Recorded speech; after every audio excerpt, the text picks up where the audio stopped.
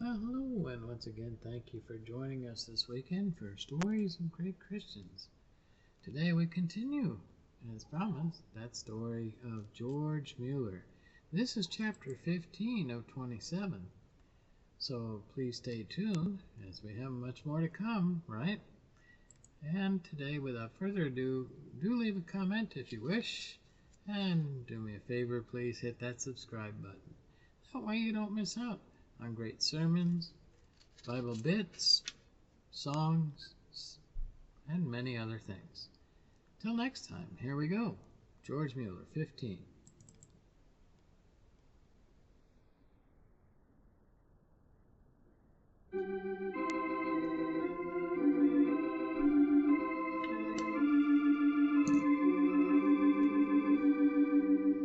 We greet our friends everywhere with chapter 15 of To Ask No Man, the story of George Mueller's incredible adventure with God. This is another in the series Stories of Great Christians, brought to you by the Moody Bible Institute of Chicago.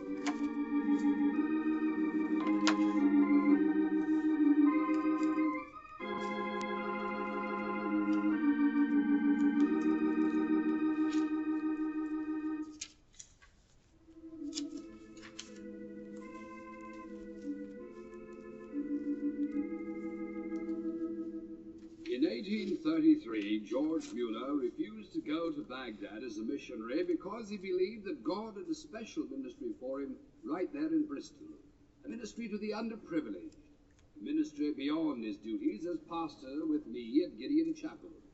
So, together, George and I began the Scriptural Knowledge Institution, starting our own Christian day schools in the slums and distributing tracts and Bibles to the poor. But George was soon to plunge into a quarrel with other authorities, this time the recognized laws and traditions of the British government, the recognized way of taking care of a town's dependent children, the almshouse. Yes, of all things, George wanted to start an orphanage. Things that happened to him in 33 and 34 seemed to lead him right into it, he said. But I said, well, let me tell you. One night early in December, George walked into my study. That night I was at my desk, catching up with my file. Stop fooling with those little scraps of paper, Henry. Listen to what I say.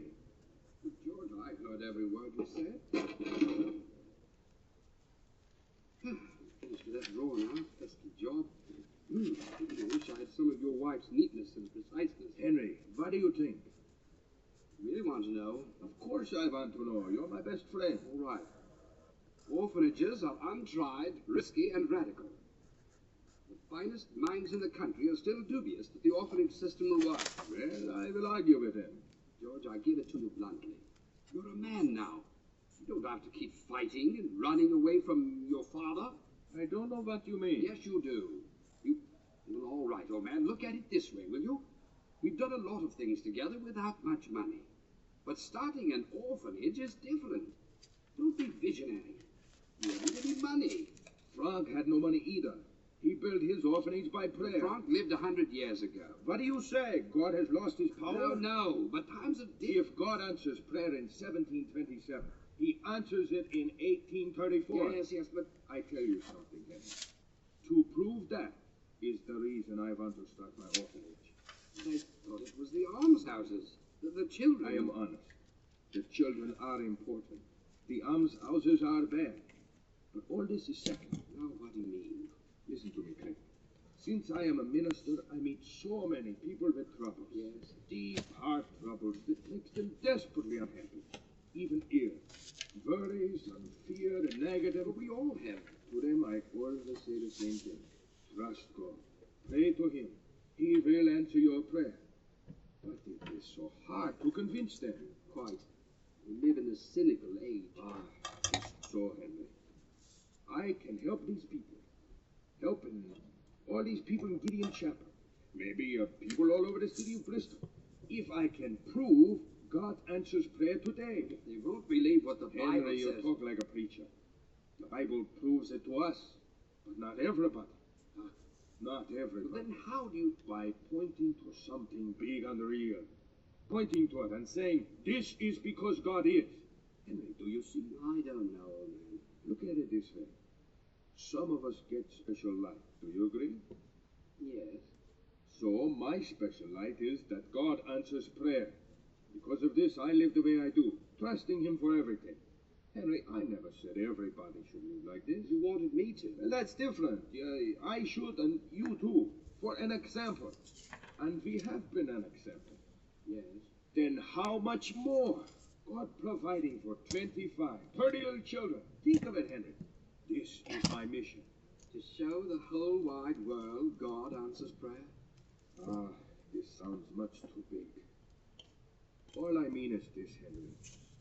If God can take me, a very poor man, if I can bring together 20 children in an orphanage, if He will give me the strength to ask no man for anything, to ask only Him for my funds, then I will prove to some people that God is still faithful today. Henry, do you see? Yes, old man, I do. And I'll pray with you every inch of the way.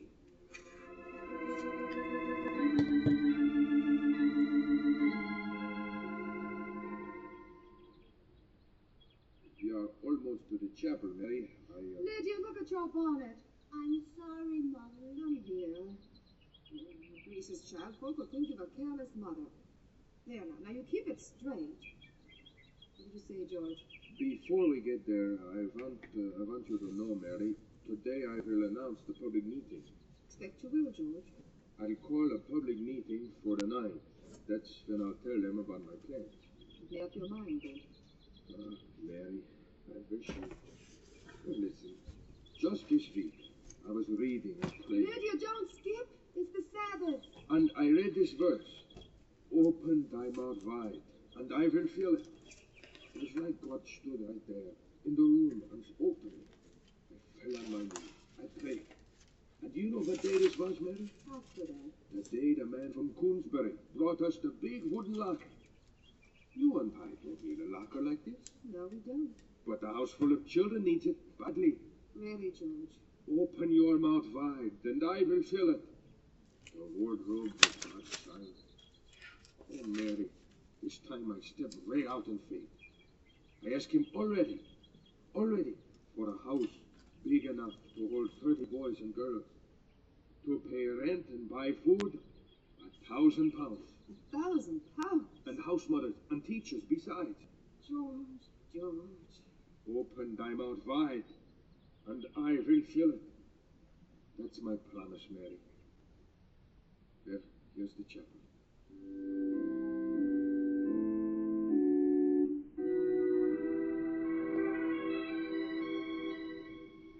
George announced the public meeting for December 9th, 1835.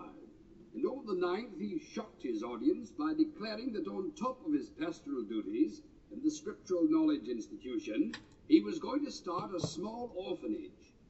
Even though he assured them he would never approach anybody for a shilling, the announcement made some folks very unhappy. Mr. Mueller, orphanages are newfangled and downright unhealthy. Right. Almshouse is good enough for street urchins. You're mighty young to set yourself up against what's tried and true. 30-year-old boy Better not pretending he trifle knows. with well enough. We got along fine in Bristol before you lived here. God love you, Pastor Mueller. Wish you'd taken up a collection. No collection. I made a bargain with God. Well, all the same, here's my bit. It isn't much. Just 10 shillings. God bless you, sister. Pastor Mueller, I'm an able-bodied, and I can sew, and I know I don't look real stylish, of course, but I can cook up good dumplings, and I get along just dandy with children. Could you use me, Pastor Mueller? God bless I you. wouldn't take no pay. Just bring my little pension along with me and trust the good God for the rest. And the very next day, December 10th, Mary, wait till you hear this. The post just came. George, don't throw that clean envelope on my kitchen floor. This is wonderful. Just yesterday I tell people what I want to do. Today already a letter comes. I can hear you, George. I'm just getting it to What is it? Never met these people in my life. Who? Husband and wife from up country. Listen, this is what they wrote. We purpose ourselves to serve as the intended orphan house, if you think us qualified for it. Oh? And that's not all.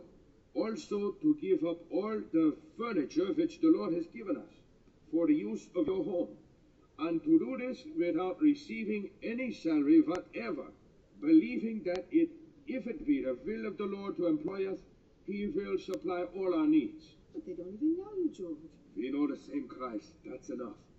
2 helpers already, just like that. 3. You forget the woman who baked dumplings. 3 helpers and a house full of furniture. And a wardrobe. And 10 shillings. One day after I announced my plan. Mary, God bless us. I didn't dream it would happen like this. Remember the promise. Open your mouth wide, and I will fill it. George, have I been wrong? Yeah, naturally. Oh, this, so soon, so suddenly. You didn't ask a soul, did you? No, It must... There's only one thing to think. what? God wants it that way. Naturally. He must want the orphanage. Believe with me, Mary. George, I think... Yeah. I think I can. Oh, Mary, thank God. Yes, let's thank God. Right here in the kitchen. God, take our little faith and make it strong. Make us positive, God, that you answer prayer. If the orphanage is your will, give us what we need. Clothes and kitchen things and dishes for meals. So many things, Lord. We ask only you, for you are able. Amen. Mary, you're a good woman. Who's that? I'll go.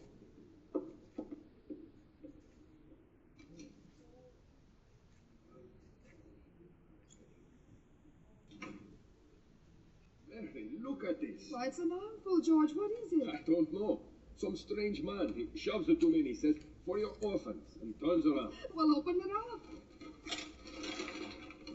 Look at that. 3 dishes. And plates. 10, 15, 28 plates. And look, George, 3 basins. And the jug. 4 mugs, George, and 3 salt stands. There's a grater 4 knives. and 5 forks.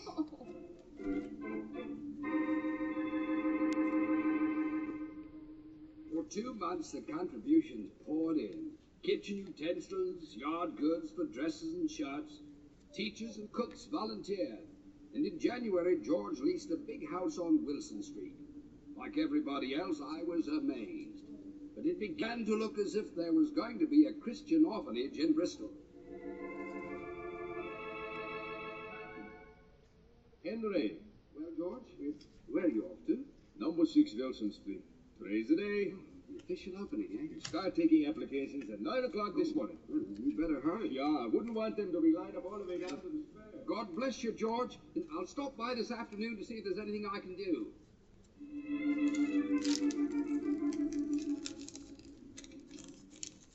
George! I'm sorry to be so late. What can I do? Why don't you let me talk to the applicants for a while, and then you can... George, you alone here? Yeah. Well, you must be glad for a chance to breathe, eh? Nobody here at all? Well, I'll just sit down. Henry, nobody has been here. What do you mean, George? Nobody. No children. No adults. No city authorities. Nobody. Nobody applied? Nobody. George, Don't, Henry.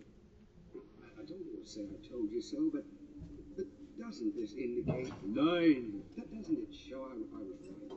People aren't ready yet for the orphanage? I just don't know, Henry. I just don't know.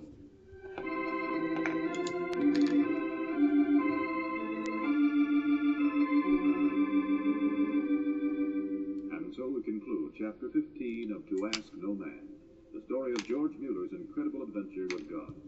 This is another in the series, Stories of Great Christians, which comes to you transcribed from the Moody Bible Institute of Chicago.